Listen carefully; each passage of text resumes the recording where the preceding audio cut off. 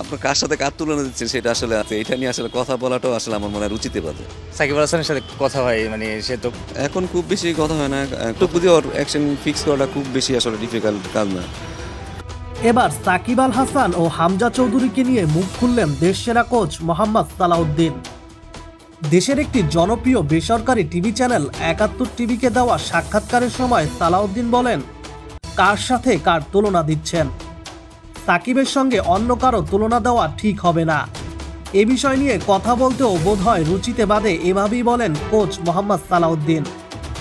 সাকিবের সঙ্গে হামজা চৌধুরীর তুলনা নিয়ে সালাউদ্দিন আরও বলেন, সাকিব ও হামজা দুজনেই বাংলাদেশেরই ছেলে। আমাদের দেশের ছেলেদেরকে আমি কেন ছোট বা বড় করব? দুজনই দুজনার জায়গায় ঠিকই আছেন। সাকিব আল হাসানের সঙ্গে কথা হয় কিনা সাংবাদিকের এমন প্রশ্নের জবাবে সালাউদ্দিন বলেন, হ্যাঁ, সাকিবের সঙ্গে কথা হয়, তবে সেটা সব সময় নয়, মাঝে মধ্যে। সাকিব আল হাসানের প্রসঙ্গে সালাউদ্দিন আরও বলেন, সাকিব তার বোলিং অ্যাকশন শুধরানোর জন্য ইংল্যান্ডে প্র্যাকটিস করছেন এবং সে খুব শীঘ্রই ইংল্যান্ডে তার বোলিং অ্যাকশনের পরীক্ষা দিবেন। তিনি আরও বলেন, সাকিবের জন্য বোলিং অ্যাকশন শোধরানোটা খুব একটা বেশি কঠিন হওয়ার কথা নয়। সাকিব ঠিকই এবার বোলিং অ্যাকশনে পাস করবেন, এমনটাই আশা করছেন দেশসেরা কোচ মোহাম্মদ সালাউদ্দিন।